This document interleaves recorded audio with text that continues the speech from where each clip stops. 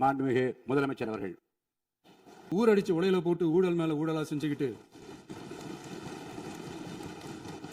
அதுல இருந்து தப்பிக்கிறதுக்கு பேர் தான் நிர்வாகத்திறன் அப்படின்னு சொன்னா, அப்படிப்பட்ட ஒரு ஊழல் செய்யற நிர்வாகத்திறனை நம்ம அரசு ஒரு நாளும் செய்யாது. பொட்டி பெட்டியா பணத்தை வச்சுக்கிட்டு பெட்டியை வச்சு எல்லாம் செஞ்சுக்கிட்டு போதைப் பொருள் பாதுகாவல் கழக மாடல் அரசாங்கம் செஞ்ச ஒவ்வொரு ஊழலா வெளியில வந்துகிட்டு இருக்கு. டாஸ்மாக்ல அது என்னப்பா அது பேரு, பார்ட்டி ஃபண்ட் கட்சி நிதி அப்படின்ற பேர்ல அடிச்ச கொள்ளையெல்லாம் ஒண்ணு ஒண்ணா இப்போ கவர்மெண்டோட கஜானாவுக்குள்ள கொண்டு சேர்த்துக்கிட்டே இருக்கிறோம். மாண்புமிகு முதல்வர்கள் பதிலளிக்க பிறகு நேரம் தரேன். அப்ப அவங்க பேசட்டும். அவங்கள பேச அனுமதி. உட்காருங்க.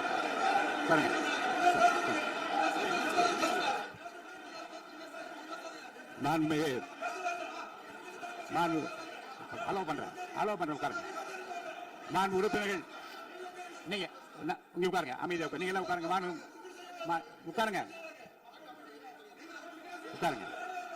மாண்புமிகு நீங்க எல்லாரும் உட்காருங்க. மாண்புமிகு பள்ளிக்கல்வித்துறை அமைச்சர்.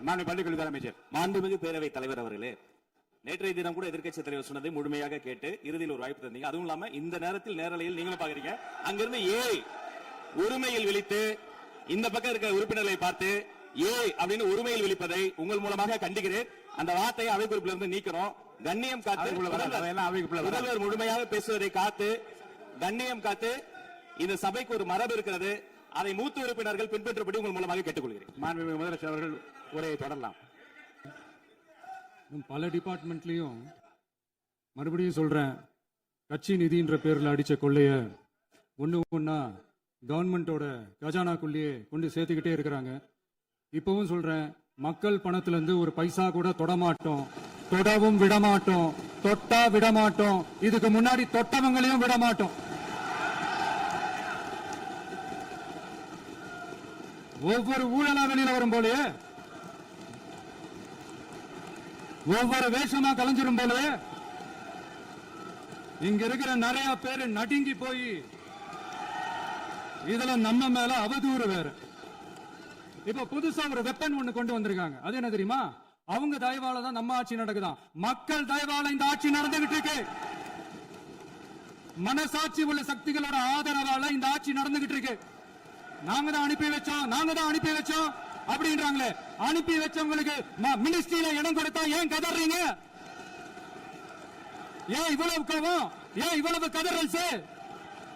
இதுல இன்னொரு முக்கியமான விஷயம், மார்க்சிஸ்ட் கம்யூனிஸ்ட் கட்சி நமக்கு ஆதரவு கொடுத்தது சுயேட்சையா எடுத்த முடிவுன்னு சொல்றாங்க. அதே மாதிரி இந்திய கம்யூனிஸ்ட் கட்சி நமக்கு ஆதரவு கொடுத்தது சுயேட்சையா எடுத்த முடிவுன்னு சொல்றாங்க. இதுல எங்க இருந்து நாங்க தான் அனுப்பி வச்சோம்னா புரியலையே. மக்களுக்கு நல்லா புரியும். எல்லாத்தையும் தெளிவா பார்த்துக்கிட்டு இருக்காங்க.